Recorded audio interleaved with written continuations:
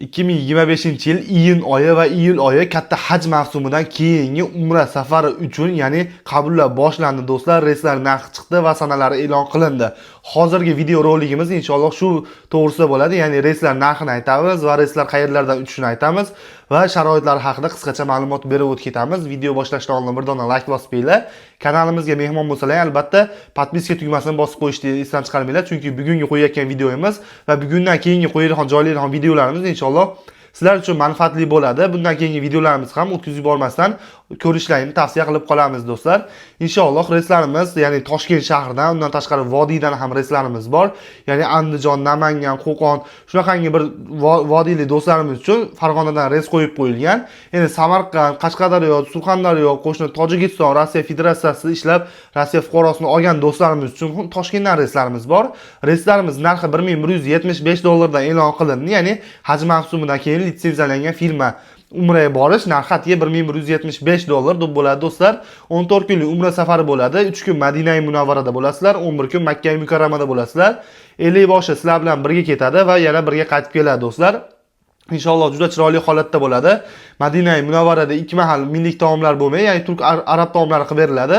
Xo'p, sayohatlari Madina-i Munavvarada payg'ambarimiz ravzalariga, inshaalloh Qur'on bosmaxonasiga, undan tashqari xo'p Uhud tog'iga boriladi, Qubo masjidiga boradi, Xurmo bog'iga sayohat, shunaqangi bir ekskursiya sayohatlar uyushtiriladi. Madina-i Munavvarada 3 kun bo'linadi. Makka-i Mukarramada esa 11 kun bo'linadi. Makka Mukarramada 3 mahal o'zimizda O'zbekistondan borgan buvurlarimiz xizmatlarida bo'lishadi. Ya'ni 3 mahal milliy taomlarda issiq taomlar qilib berib turishadi do'stlar. Makka Mukarramada ham sayohatlarimiz bor. Sayohati yo'q deb o'ylamanglar. Qizil dengiz sayohati, undan tashqari xo'p Jabal Nur tog'i, Sabr g'ori, shunaqangi Arafat vodiysi, hamma sayohatlari inshaalloh bo'ladi. Bulut masjidi, Jim masjidi, Daraxt masjid, hamma nimalarga, masjidlarga ekskursiyalar bo'ladi. Ya'ni 50 boshi o'zi sizlar bilan birga ketib, yana birga qaytib keladi. O'sha guruhlarni olib borib sayohatlar qildiradi, ibodatlar qildiradi. Chiroyli holatda yana O'zbekistonga olib kelib qo'yadi. Ekranda ko'rinib turgan nomerlarga ijtimoiy tarmoqlardan deysizmi, xohlasa Vizib orqali aloqaga chiqib, o'zingiz xohlagan savollarga javob olishingiz mumkin. Yokida bir dona Zagram pasportlarini Telegram, WhatsApp orqali tashlab, shu 20-iyundan reyslarimiz boshlanyapti. Ya'ni katta haj, ya'ni Qurbon hayiti o'zi 10 yoki 9-larga to'g'ri kelyapti. Taxminiy sanasi buni hali O'zbekiston diniy qo'mitasi o'zi e'lon qiladi.